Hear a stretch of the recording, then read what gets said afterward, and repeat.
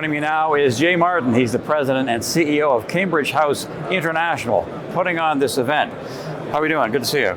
Good to see you. Yeah, thanks for having me on. So you took over in 2011, and VRIC at that time was a well-known junior mining company, but you've built it into something else, which we'll get to. But what was the original vision?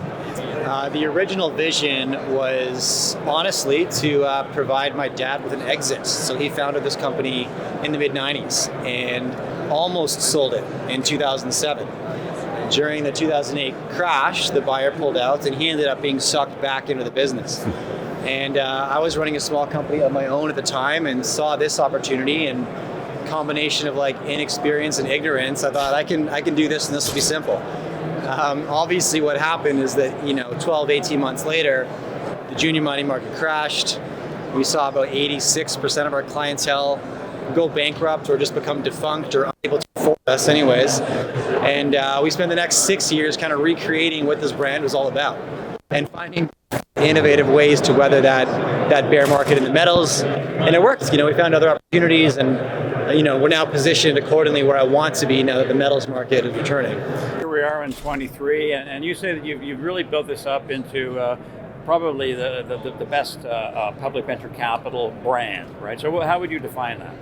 Well, yeah, best in the sense of, if you're looking to connect with listed companies, if you're looking to hear from experts, if you're looking to build your network with like-minded investors, that's what we do here. It's the comprehensive platform. So if we've done our job right, and you're in the junior mining sector in any capacity, whoever you want to meet, they should be here. That's what our job is. It's to connect you with whoever you need to be connected with.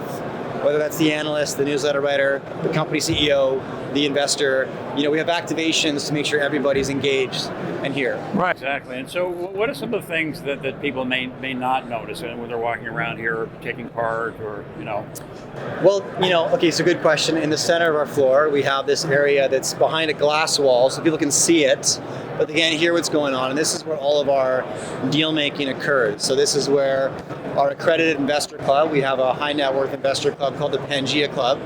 We actually fly them out to the conference.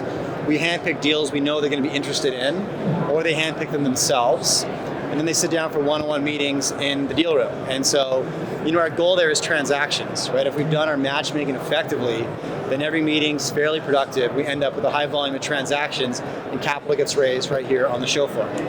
So, Jay, when people leave the event, if they're here for a day or two, they're a banker, they're an analyst, they're a retail investor, what do you want them to take away from VRIC every year? Ideas? What is it?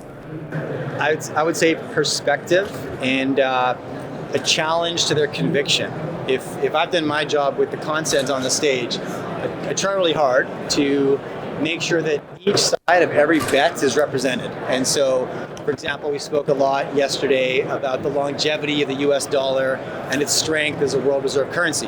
Well, I know Brent Johnson has some really strong opinions on that, so then it's my job to find a counterbalance. I'm going to play a really effective devil's advocate, because obviously none of us know what the rest of this decade, the next year is going to look like. It's a mystery, right? Like we can guess, sometimes we get it right, and when we do, we feel smart, but nobody actually knows. And so if you don't know, it's important to understand the opinion you disagree with, or the one that conflicts with your own. And then you can cover your bases as an investor accordingly and hedge or whatever you need to do.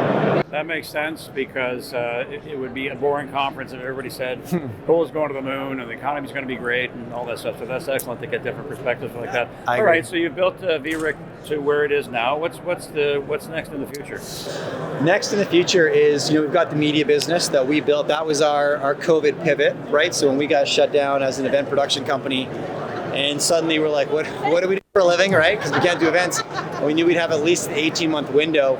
We took everything we do on the stage and we just produced that in a studio. And so that's what we were busy doing for the last 2.5 years. And that worked out, really well. It's a fun business. It's an agile business. Honestly, Mark, we got to keep the part of the business we love the most, which is creating content. We didn't have to worry about show contracts and all the negotiation and logistics that goes into these projects. They're really massive and take 12 to 18 months to build, huge cash outlay, all that stuff. But the media business is simple and agile and productive. It serves me as an investor in that just like on the main stage, like I cherry pick conversations that I can learn from that help me allocate capital better, because I know that I reflect the audience, the individuals that come to the show are kind of like me. And so, that's still going to be the core focus the other 11 months of the year. And but we get to work on this event tomorrow. We'll have probably a couple days off, and then a debrief with the team. What did we learn? What really worked? What was new and different? What were we missing?